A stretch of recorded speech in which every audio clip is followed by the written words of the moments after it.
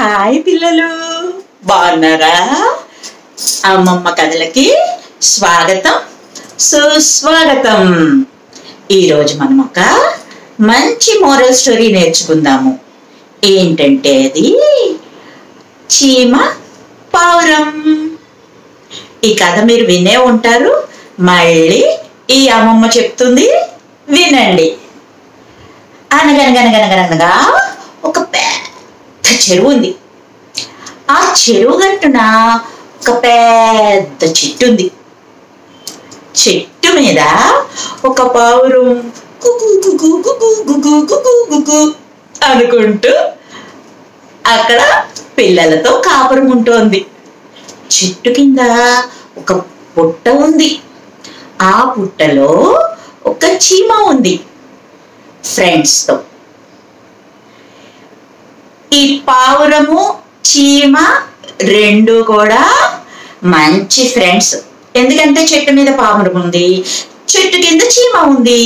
ఈ రెండు అప్పుడప్పుడు కలుసుకుని సరదాగా మాట్లాడుకుంటా ఉంటాయన్నమాట.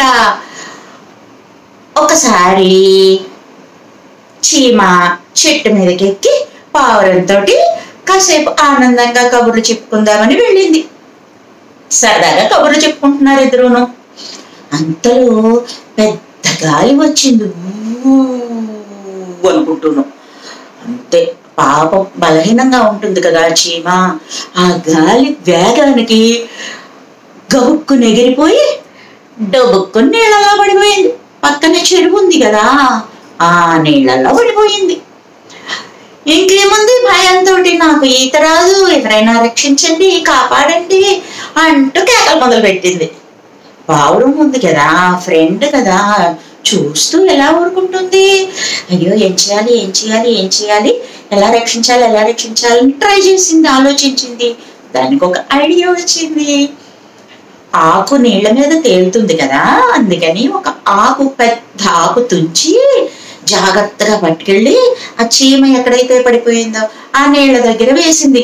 చీమ గబుక్కుని వెళ్ళి ఆకు పట్టుకుని దాని మీదకి ఎక్కు, నీటి ప్రవాహంలో అలా ఒడ్డుకొచ్చేస్తుంది కదా, అప్పుడు నువ్వు గబుక్కుని ఒడ్డుకొచ్చేది, కానీ కంగారు పడకు అని చెప్పి ఆకుని చీమకి అందుబాటులో దగ్గరగా వేసింది.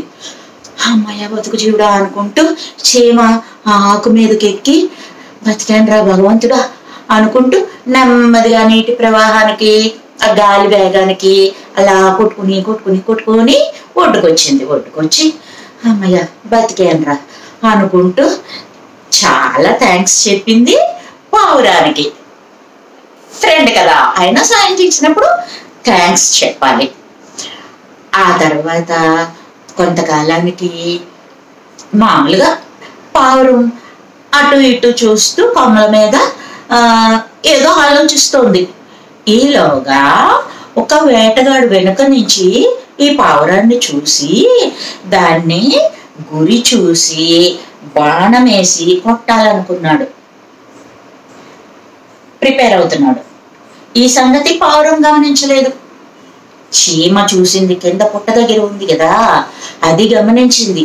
అమ్మో, నా ఫ్రెండ్కి వీడు బాణం వేసి గురి పెడుతున్నాడు, నేను ఎలాగైనా నా ఫ్రెండ్ని రక్షించుకోవాలి అనుకుని గబగబా ఆ వేటగాడి దగ్గరికి వెళ్ళి అలా వెళ్ళి పాదం ఎక్కి చిక్కుని కుట్టింది.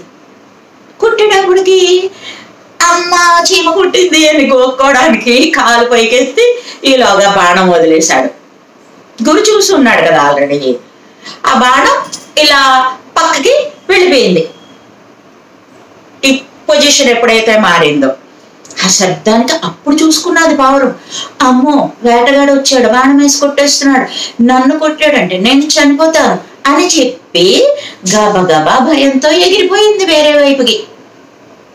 ఎగిరిపోయి ఆ తర్వాత వేటగాడు, అయ్యో ఈ చీమ కుట్టినందువల్ల ఈ పావురం ఎగిరిపోయిందే, మళ్ళీ ఇంకో పెట్టనో జంతువునో వెతుక్కోవాలి నేను అనుకుంటూ మళ్ళీ బాణాలు, సంచి, కర్ర అన్ని చంకలో పెట్టుకుని వేరే వైపుకి మళ్ళీ వెళ్ళిపోయాడు. వాడు వెళ్ళిపోయాక ఈ పావురం మళ్ళీ వెనక్కి తిరిగి వచ్చి, చీమ చాలా థ్యాంక్స్ రా, నువ్వు నాకు ఎంత హెల్ప్ చేసావో. నువ్వు గాని ఆ వేటగాడిని కొట్టి ఉండకపోతే వాడు నన్ను నిజంగానే బాణంతో గురిపెట్టి చంపేసి ఉండేవాడు, నేను చనిపోయి ఉండేదాన్ని. నువ్వు నాకు ఎంత హెల్ప్ చేసావో, నాకు ప్రాణభిక్ష పెట్టావు, థ్యాంక్ యూ వెరీ మచ్ అని చెప్పుకొని ఇంకా వాళ్ళ స్నేహాన్ని మరింత బలంగా చేసుకొని హ్యాపీగా ఉన్నాయి. స్నేహం అంటే ఇదే, ఒకరికి మరొకరు ఆపదలో కాపాడుకోవాలి, ఇదే నిజమైన స్నేహం.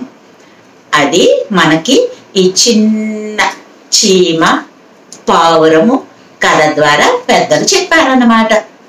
మనం కూడా అలాగే ఒక మంచి స్నేహాన్ని, బంధాన్ని ఏర్పాటు చేసుకుందాం. ఓకేనా పిల్లలు? మరో మంచి కథతో మళ్ళీ వస్తా. ఈ కథ లైక్ చేయండి, షేర్ చేయండి, సబ్స్క్రైబ్ చేయండి, నన్ను ఎంకరేజ్ చేయండి. Thank you friends.